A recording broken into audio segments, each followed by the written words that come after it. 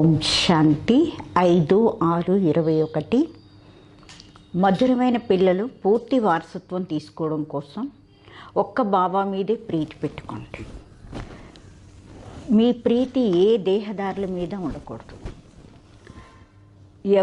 బాబా అంటారు, ఎవరైతే మన దైవీ సాంప్రదాయస్తులై ఉంటారో వాళ్ళ ముందు బాబా అంటున్నారు ఎలాంటి మాటలు రావు. ఎప్పుడైతే మీరు వాళ్ళకి చెప్తారో బాబాని స్మృతి చేస్తే వికర్మలు వినాశనం అవుతాయి అని, దేవీ దేవతా ధర్మం యొక్క స్థాపన అవుతుంది అని, ఈ మాటలు వాళ్ళ ముందు తిరుగుతూ ఉంటాయి. మన దైవీ సాంప్రదాయస్తులు ఎవరై ఉంటారో వాళ్ళ ముందు ఏ మాటలు వాళ్ళ ముందు పదే పదే వస్తూ ఉంటాయంటే, ఎప్పుడైతే వాళ్ళకి చెప్తామో బాబాని స్మృతి చేస్తే వికర్మలు వినాశనం అవుతాయి, దేవీ దేవతా ధర్మం స్థాపన అవుతుంది అంటే ఆ మాటలే వాళ్ళ ముందు అవే చెవుల్లో గింగురమంటూ ఉంటాయి అన్నమాట. వాళ్ళ బుద్ధిలో అనిపిస్తుంది మేము ఇంకా దేవతలు కావాలి, అందుకే మా తినేది తాగేది శుద్ధం కావాలి అనుకుంటారు. వాళ్ళ చెవుల్లో ఇదే మాట, వాళ్ళ ముందు ఇదే గడిగడికి ఇదే వాక్యాలు వాళ్ళ ముందు గుర్తుకొస్తూ ఉంటాయి అన్నమాట. కాబట్టి వాళ్ళు అనుకుంటారు మేమే దేవీ దేవతలు అవ్వాలి, నిజమే, మేము ఇప్పుడు తినే తాగేది ఆహారం అంతా శుద్ధంగా ఉండాలి అనుకుంటారు. పాట భోలానాథుడు కన్నా అతీతమైన వాళ్ళు ఎవరూ లేరు. ఓం శాంతి. భోలానాథ్ పిల్లలు వింటున్నారు కదా. ఎవరి నుండి వింటున్నారు? భోలానాథుడి నుండి వింటున్నారు. భోలానాథుడు అని ఎవరిని అంటారంటే శివుణ్ణే అంటారు. ఆయన పేరు శివ. భోలానాథ్ పిల్లలు అంటే శివునికి పిల్లలు. ఆత్మలు వింటున్నారు. దేంతో? ఈ చెవులతో వింటున్నారు. ఇప్పుడు పిల్లలు మీరు ఆత్మ అభిమానులు అయ్యారు. పిల్లలు టేప్ రికార్డులో ముల్లి వింటారు, అనుకుంటారు శివబాబా మాకు తన పరిచయాన్ని ఇస్తున్నారు, నేను ఆత్మలందరికీ తండ్రిని అని శివబాబా పరిచయం ఇస్తున్నారు. ఆయన్నే మీరు పరంపిత, పరం ఆత్మ అంటే పరమాత్మ అంటారు. ఆయన్ని ఎప్పుడు కూడా ఫాదర్ అనే అంటారు. ఎవరంటారు ఆయన ఫాదర్ అని? ఆత్మ అంటుంది. ఆత్మకి ఇప్పుడు జ్ఞానం దొరికింది. ఇది ఇంకా వేరే మనుష్య మాత్రలు ఎవరికి జ్ఞానం లేదు. మన ఆత్మలందరికీ 2 తండ్రులు ఉన్నారు. ఒకళ్ళు సాకారంలో తండ్రి, ఒకళ్ళు నిరాకార తండ్రి. ఆయన పరంపిత. ఇది ఎవ్వరు కూడా ఇలా అర్థం చేయించలేరు. బాబా తప్ప ఎవ్వరు ఇలా అడగలేరు మీకు ఎంతమంది తండ్రులు అని. బాబా అడుగుతారు, మీరు ఏదైతే అంటున్నారో పరంపిత, పరమాత్మ, గాడ్ ఫాదర్, ఆయన్ని అది ఎవరి గురించి అంటున్నారు? ఏ లౌకిక తండ్రి గురించా లేక పారలౌకిక తండ్రి గురించా? ఎవరి గురించి అంటున్నారు? లౌకిక తండ్రిని గాడ్ ఫాదర్ అంటారా? హిందీలో కూడా పరంపితనే అంటారు. ఏ భాషలోనైనా పరంపితనే అంటారు. భలే, హిందీ కావచ్చు, తెలుగు కావచ్చు, పరంపితనే అంటాం. ఆయన ఒక్కడే నిరాకారుడు, ఈశ్వరుడు, ప్రభు, భగవంతుడు అనగానే తండ్రి అని అనిపించదు. అది ప్రూఫ్ కాదు, తండ్రి అని సిద్ధించదు. గాడ్ ఫాదర్ అన్న మాట బాగుంది. అంటే ఆత్మ అంటుంది మా గాడ్ ఫాదరు అంటే భగవంతుడే నా తండ్రి అని. లౌకిక ఫాదర్ని ఒట్టి తండ్రి అనే శరీరానికి తండ్రి ఆయన. మీరందరినీ అడగడం జరుగుతుంది, మీరందరినీ అడుగుతారు కదా మీకెంతమంది తండ్రులు అని. ఒకళ్ళు లౌకికం, రెండో వాళ్ళు పారలౌకిక తండ్రి.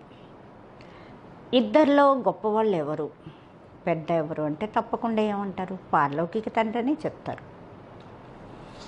ఆయన మహిమ అందరినీ పతితుల్ని పావనంగా చేసేవాడు పారలౌకిక తండ్రి. ఇది కూడా ఇప్పుడు మీకే అర్థమైంది. ప్రపంచంలో ఇది ఎవ్వరికీ తెలీదు అంటున్నారు బాబా. బాబా అంటారు, మీరు పారలౌకిక తండ్రి మీద మీకే ప్రీతి ఉంది, వేరే వాళ్ళకి వినాశకాలే విపరీత బుద్ధి. వినాశం యొక్క సమయం ఇప్పుడు ఇది. అదే మహాభారత యుద్ధం ఇప్పుడు జరుగుతుంది. ఏరోప్లేన్లు, ట్యాంక్స్, అవి బాబా అంటారు ఒకరికొకరు సప్లై చేసేసుకుంటారు.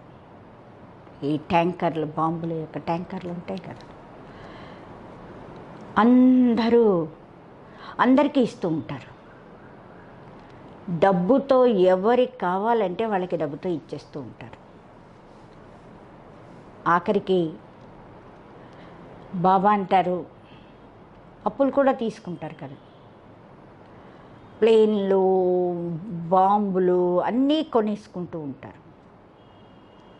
ఇవన్నీ కూడా చాలా ఎక్కువ కాస్ట్, చాలా ఖరీదు, కోట్లు. అయితే విదేశాల వాళ్ళు తయారు చేస్తారు, వాళ్ళే అమ్ముతూ ఉంటారు.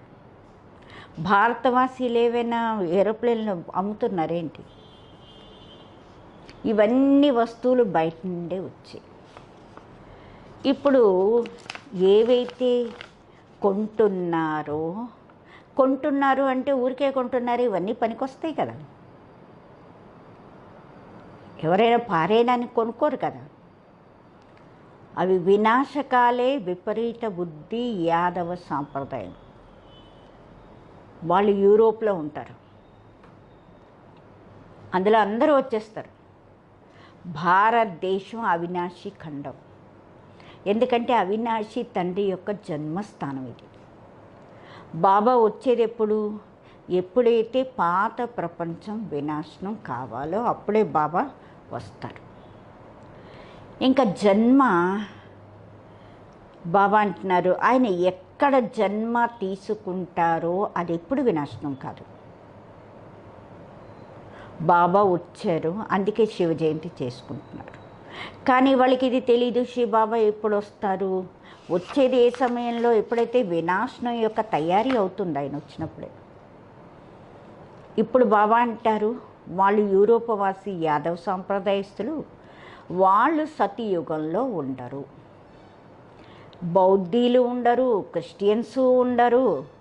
ఇప్పుడు బాబా అంటారు వాళ్ళది వినాశకాలే విపరీత బుద్ధి, ఎందుకంటే పరమాత్మ తండ్రి సర్వవ్యాపి అంటారు. మీకు వినాశకాలే, మీరెవరు? వినాశకాలే ప్రీతి బుద్ధి.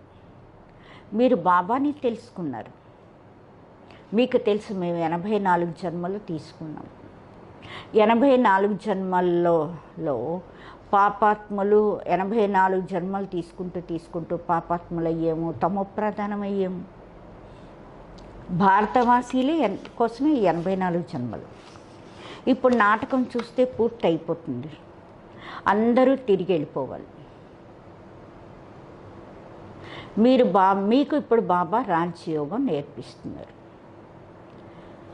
ఇది అందరికీ అంతిమ సమయం, అందరి ఖాతాలు సమాప్తి చేసుకునే సమయం ఇది, అంటే మృత్యువు యొక్క సమయం. కాబట్టి ఆ యాదవులకి ఈశ్వరుడి మీద ప్రీతి లేదు, అందుకే వినాశకాలే విపరీత బుద్ధి అంటారు. ఏ దేహదారి మనుషుల మీద ప్రీతి పెట్టుకోకూడదు, వాళ్ళు రచన, వాళ్ళ నుండి వారసత్వం రాదు. సోదరుల నుండి వారసత్వం దొరుకుతుంది ఏంటి ఎక్కడైనా? ఇది చక్కగా అర్థం చేయిస్తారు బాబా మనకి. పిల్లలు మీకు ఇప్పుడు తెలుసు కదా, వాళ్ళది వినాశకాలే విపరీత బుద్ధి, మీది ప్రీతి బుద్ధి. దీనిలో ఎవరైతే తీవ్ర ప్రీతి ఉండేవాళ్ళు, బాగా అపారమైన ప్రీతి ఉండేవాళ్ళు బాబా మీద పూర్తి ప్రీతి పెట్టుకుంటారు. మేము బాబా నుండి 21 జన్మల కోసం స్వర్గ వారసత్వం తీసుకుంటాం. ఆ బాబావే బాబావే సత్యం చెప్తారు. వేరే వాళ్ళెవ్వరి మీద ప్రీతి లేదు. ఎందుకంటే సత్యం చెప్పేది ఒక్క బాబావే. కాబట్టి ఆయన మీదే ప్రీతి పెట్టుకోవాలి. ఎప్పుడైతే కొత్త ఇల్లు తయారవుతుందో కొత్త ఇంటి మీద ప్రీతి ఏర్పడుతుంది. అనుకుంటారు కదా, పాతది ఇంక ఈ పాత ఇల్లు ఎప్పుడైనా పడిపోతుంది. కాబట్టి మనం ఈ పాత ప్రపంచం మీద బాబా అంటారు, కాబట్టి మీరు కూడా ఈ పాత ప్రపంచం మీద మనసుని పెట్టుకోకండి. బాబా అంటారు, రోజు రోజుకి వాయుమండలం రాను రాను పాడైపోతూ ఉంటుంది. చూస్తున్నారు కదా ఎన్ని హంగామాలు జరుగుతూ ఉంటాయి. అనుకుంటారు కదా బస్ ఇప్పుడు ఇవంతా వినాశనం అయిపోతుందని. మనం కొత్త ప్రపంచంలోకి వెళ్ళిపోవాలి. ఒకటి కొత్త ప్రపంచాన్ని జ్ఞాపకం చేసుకోవాలి. మనం ఇప్పుడు కొత్త ప్రపంచంలోకి వెళ్తాం, దాన్నే జ్ఞాపకం చేసుకోవాలి. బేహద్ తండ్రి వారసత్వాన్ని జ్ఞాపకం చేసుకోవాలి. వేరే వాళ్ళని ఎవరిని జ్ఞాపకం చేసుకున్నా మనకి ఏమీ రాదు. మనుషులు భక్తి మార్గంలో ఎంతలాగా స్మృతి చేస్తారు. తల్లి, తండ్రి, మిత్ర సంబంధీకులందరినీ స్మృతి చేస్తారు. చేస్తూ కూడా దేవీ దేవతలను ఎంతలాగా స్మృతి చేస్తారు. నీళ్ళలో స్నానం చేస్తారు. ఆ నీళ్ళనే పతిత పావని అంటారు. చూపిస్తారు కదా, బాణం వేయగానే గంగ బయటకు వచ్చింది. గంగాజలం నోట్లోకి ఇస్తారు, నోట్లో వేస్తారు కదా. అనుకుంటారు కొంచెమైనా గంగాజలం పడితే ముక్తి వచ్చేస్తుంది. బాబా అంటారు ఇక్కడ జ్ఞానం యొక్క విషయాలు. మీరు కొంచెమైనా జ్ఞానం విన్నారు అంటే మీకు తప్పకుండా ఫలం లభిస్తుంది. ఈ జ్ఞానం, ఇది జ్ఞానం వినే విషయం. ఇది కాబట్టి అమృతం తాగే వస్తువు కాదు, ఇది జ్ఞానం. ఇలా అనుకోకండి భోగు రోజు అమృతం తాగిస్తున్నారు అని. అదేం కాదు, అది స్వీట్ నీళ్ళు. దానికి పేరు అమృతం అని పెట్టారు, కానీ అవి పంచదార వేసి నీళ్ళు ఇస్తారు, అంతే కదా. ఇంక ఇది జ్ఞానం విషయం. ఇక్కడ జ్ఞానము అంటే బాబా మరియు సృష్టి చక్రం యొక్క ఆది మధ్య అంత్యాన్ని తెలుసుకోవాలి. ఈ సృష్టి చక్రం ఎలా తిరుగుతుంది? ఎవరు 84 జన్మలు తీసుకుంటారు? అందరూ అయితే తీసుకోలేరు కదా. మొట్టమొదట భారతవాసీలే వస్తారు, వాళ్ళే పూర్తిగా 84 జన్మలు తీసుకుంటారు. ఎవరైతే దేవతలుగా ఉండేవాళ్ళో వాళ్ళే 84 జన్మలు తీసుకుంటూ పతితమైపోయారు. బాబా వచ్చి మళ్ళీ ముళ్ళ నుండి ఏం చేస్తున్నారు? పుష్పాల్లా తయారు చేస్తున్నారు. మనుషులు దేహాభిమానంలోకి వచ్చి పంచవికారాల్లో చిక్కుకుపోతారు. ఇప్పుడు ఇది రావణ రాజ్యం.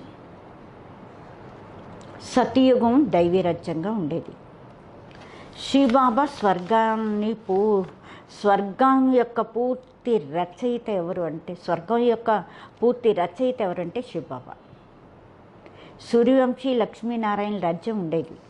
ఇప్పుడు మీకు తెలుసు అది స్థాపన జరుగుతున్నది. మీది వినాశకాలే ప్రీతి బుద్ధి, అందుకే మీరు విజయులు. మొత్తం విశ్వంలోనే మీరు విజయాన్ని పొందుతారు. ఇది చక్కగా జ్ఞాపకం పెట్టుకోండి.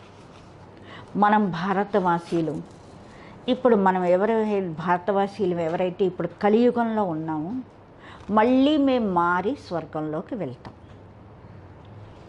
పాత ప్రపంచాన్ని వదలాలి. ఇది వికారి సంబంధం. దీనిని బంధన అంటారు. మీరు వికారి బంధనాల నుండి బయటకు వచ్చి నిర్వికారి సంబంధంలోకి వెళ్తున్నారు. మళ్ళీ నెక్స్ట్ జన్మలో వీరు మరింక వికారి బంధంలోకి రారు. అక్కడ ఉండేది నిర్వికారి సంబంధం. ఈ సమయంలో అసురీ బంధన. ఆత్మ అంటుంది మాకు శివబాబా మీద ప్రీతి ఉంది. మీరు బ్రాహ్మణుల యొక్క ప్రీతి, మీ బ్రాహ్మణుడి ప్రీతి, ఎందుకంటే యథార్థ రీతిలో మీరు తెలుసుకున్నవారు కాబట్టి బ్రాహ్మణులైన మీకు ప్రీతి ఉంది. బాబాని, సృష్టి చక్రాన్ని తెలుసుకుని మీరు వేరే వాళ్ళకు కూడా చెప్తూ ఉంటారు. ఎంతగా వేరే వాళ్ళకి అర్థం చేయిస్తారో అంతగా ఎంతోమందికి మీరు కళ్యాణం చేస్తారు. ఎవరైతే ఎక్కువ అర్థం చేసుకుంటారో వాళ్ళే తెలివైన వాళ్ళు. ఎవరెక్కువ అర్థం అవుతుందో వాళ్ళు తెలివైన వాళ్ళు. ఉన్నతమైన పదవి వాళ్ళే పొందుతారు. సర్వీస్ తక్కువ చేస్తే పదవి కూడా తక్కువే ఉంటుంది. పతితులు మొత్తం ప్రపంచం అంతా పతితులే. ప్రతి ఒక్కరు పతితుల నుండి, ప్రతి ఒక్కరికి పతితుల నుండి పావనంగా మారే మార్గం చెప్పాలి. ఇంక వేరే ఉపాయం అంటూ ఇంకేది లేదు. యోగంతోనే వికర్మలన్నీ వినాశనం అవుతాయి. ఏదైతే దైవీ సాంప్రదాయం ఉందో వాళ్ళ ముందు, ఎవరైతే దైవీ సాంప్రదాయస్తులై ఉంటారో వాళ్ళ చెవుల్లో ఇవే మాటలు మోగుతూ ఉంటాయి. అనుకుంటారే నిజమే, ఈ విషయం కరెక్టే, నిజమే, మనమే దేవీ దేవతలం అవుతాం, కాబట్టి మా భోజనం శుద్ధంగా ఉండాలి. దైవీ గుణాలు కూడా ఇక్కడే ధారణ చేసుకుని సర్వగుణాలతో సంపన్నులు కావాలి. ఇప్పుడు మీరు అలా తయారవుతున్నారు. ఈ లక్ష్మీనారాయణ దేవతలు వీళ్ళకి భోగులు పెడతారు. ఏం భోగులు? ఏమైనా సిగరెట్లు అవి పెడతారా? భోగు సిగరెట్లు తాగేవాళ్ళు ఎప్పటికీ ఉన్నతమైన పదవి పొందలేరు. అదేం దైవీ లక్షణం కాదు, దైవీ వస్తువు కాదు. సిగరెట్ తాగినట్టున, ఉల్లిపాయలు అవి తిన్నా ఇంకా పడిపోతూ ఉంటారు.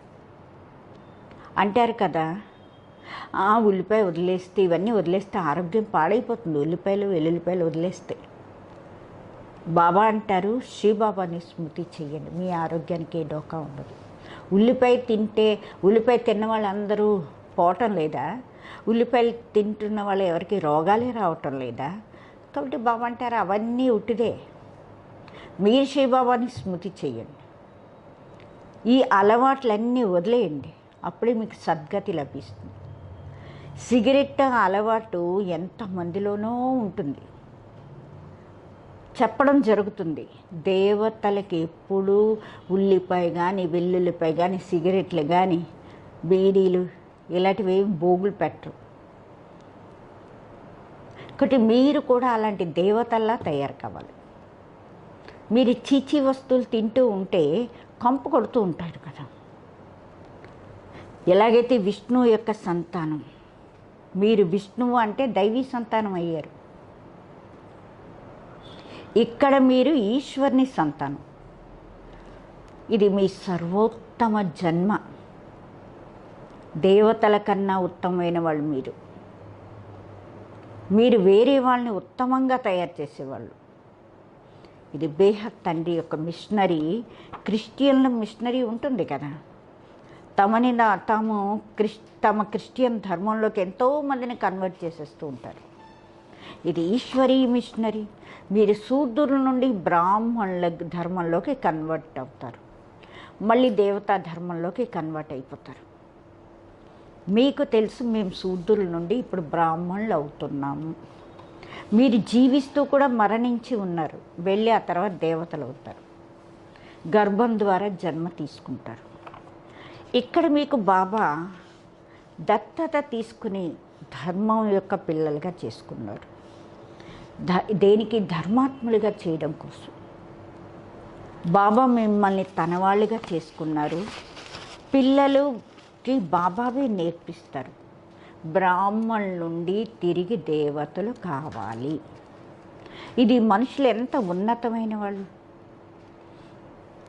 బాబా అంటారు, వాళ్ళు మనుషులే కానీ ఎంత ఉన్నతమైన వాళ్ళు. వాళ్ళల్లో అన్ని దైవీ గుణాలే ఉంటాయి.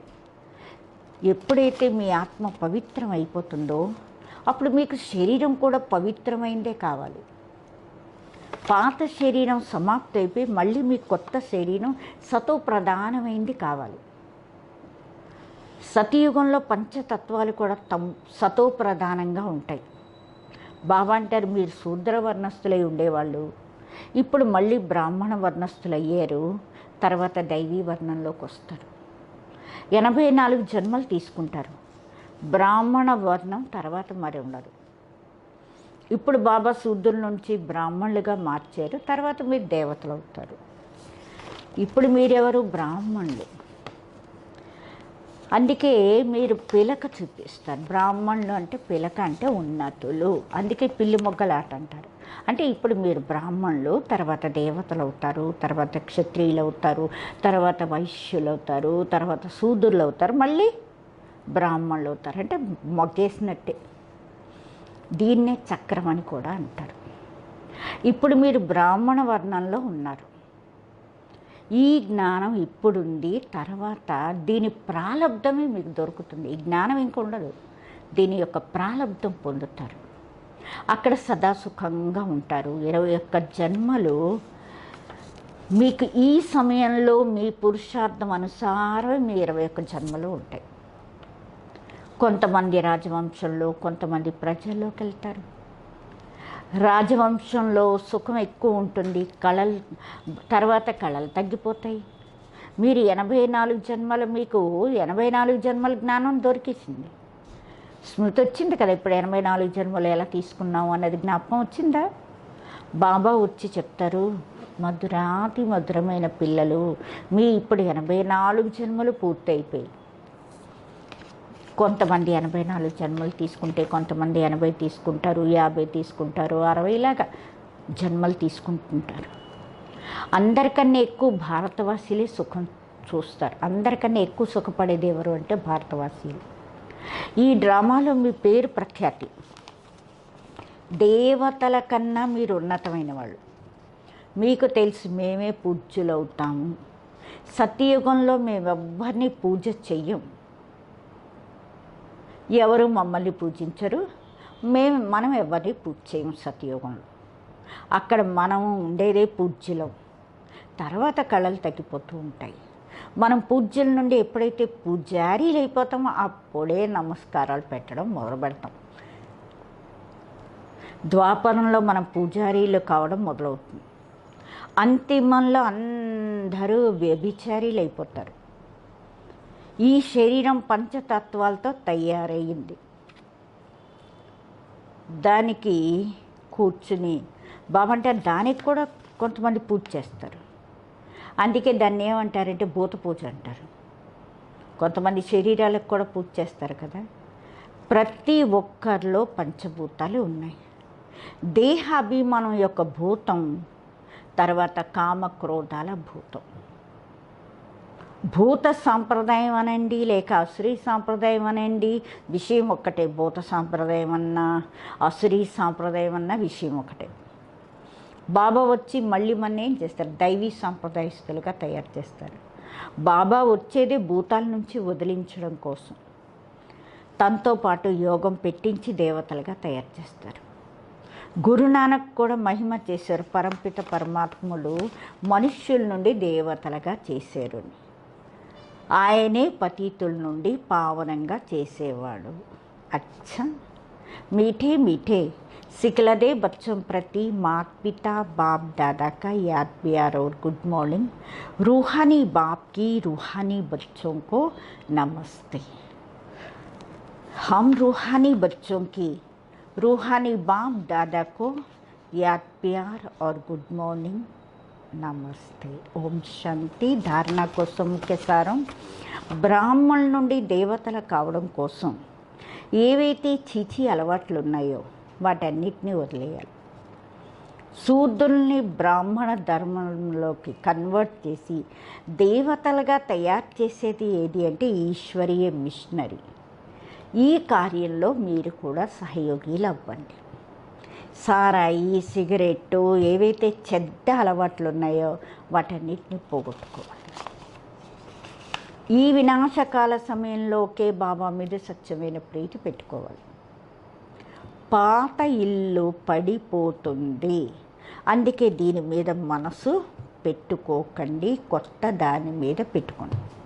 దీని మీద నుండి మనసు తీసేసింది, కొత్త దాని మీద పెట్టుకోండి. వరదానం శ్రేష్ఠ వృత్తి ద్వారా ప్రవృత్తిని ప్రగతి యొక్క సాధనంగా చేసుకునేవాళ్ళు సదా సమర్థవంతులు కండి. ప్రవృత్తిలో మొట్టమొదట వృత్తిలో పవిత్రత లేక అపవిత్రులు అవుతారు. ప్రవృత్తిలో మొదట వృత్తిలో పవిత్రులు అవుతారు, లేక వృత్తిలోనే అపవిత్రులు అవుతారు. ఒకవేళ వృత్తిని సదా ఒకే బాబాతోనే పెట్టుకున్నారనుకోండి, ఒకే బాబా తప్ప ఇంకెవ్వరూ లేరు, ఇలాంటి వృత్తి ఉన్నట్లయితే మీ ప్రవృత్తి ప్రగతికి సాధనం అవుతుంది, అంటే ముందుకు వెళ్ళడానికి సాధన అయిపోతుంది. వృత్తి ఉన్నతంగా ఉన్నట్లయితే, శ్రేష్టంగా ఉన్నట్లయితే చంచలం కాదు. ఇలాంటి శ్రేష్ట వృత్తి ద్వారా ప్రగతిని చేసుకుంటూ గతి సద్గతిని సహజంగా పొందగలుగుతారు. మళ్ళీ ఇంకా కంప్లైంట్స్ అన్నీ కంప్లీట్ అయిపోతాయి. స్లోగన్, ఒకవేళ పవిత్రత స్వప్న మాత్రంలోవైనా కదిలింది అంటే నిశ్చయం యొక్క ఫౌండేషన్ పచ్చిగానే ఉంది.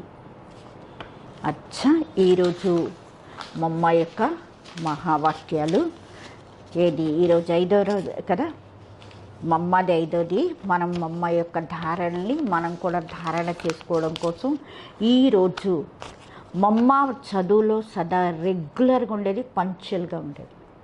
అంటే రోజుకి మురళి వినేది, ధారణ చేసుకునేది, టైంకి వచ్చేది. పంక్చువల్ అంటే టైంకి రావడం. మురళి అమృత వేళ యోగాన్ని ఎప్పుడూ మమ్మ మిస్ చేయలేదు. మమ్మ సదా ఉన్నతమైన స్థితిలో ఫ్రీగా ఉంటూ ఉండేది. దేనిలో చిక్కుకొని లేకుండా మనసు ఎప్పుడు ఫ్రీగా ఉండేది. ఎప్పుడు పొరపాటు చేయలేదు మమ్మ. ఎప్పుడు పొరపాటు అనేది మమ్మ ద్వారా జరగలేదు. ఎంత అవసరం ఉంటుందో అంతే మాట్లాడేది మమ్మ. ఇంకా సమయం అంతా సైలెంట్గానే ఉండేది. మనం కూడా ఇదే అభ్యాసం చెయ్యాలి. కాబట్టి మమ్మలాగా అవసరమైనంతే మాట్లాడాలి. మురళిని రోజుకి టైంకి కరెక్ట్గా టైం పెట్టుకుని ఆ టైంకి మురళి వినాలి. అమృత వేళ మిస్ చేయకూడదు. మనం కూడా మమ్మ సమానంగా తయారు కావాలి. ఇంకా మనసుని శక్తిశాలిగా చేసుకోవడం కోసం తపస్సుకు హోంవర్క్ ఈరోజు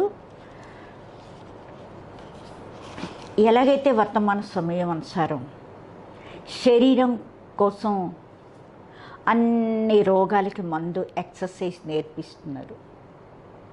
ఒకటి ఈ సమయంలో ఆత్మని శక్తిశాలిగా చేసుకోవడం కోసం ఈ ఆత్మిక ఎక్సర్సైజ్ యొక్క అభ్యాసం కావాలి. నాలుగు వైపులా ఎంత అలజడి వాతావరణమైనా ఉండొచ్చు, నలువైపులా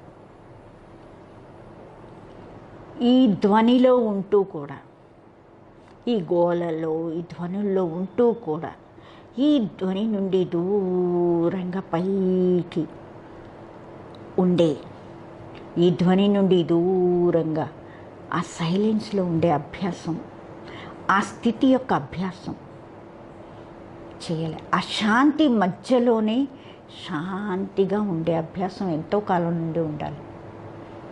శాంతి వాతావరణంలో శాంతి అభ్యాసం కాదు, అశాంతి వాతావరణంలో కూడా శాంతి యొక్క అభ్యాసం చేయాలి.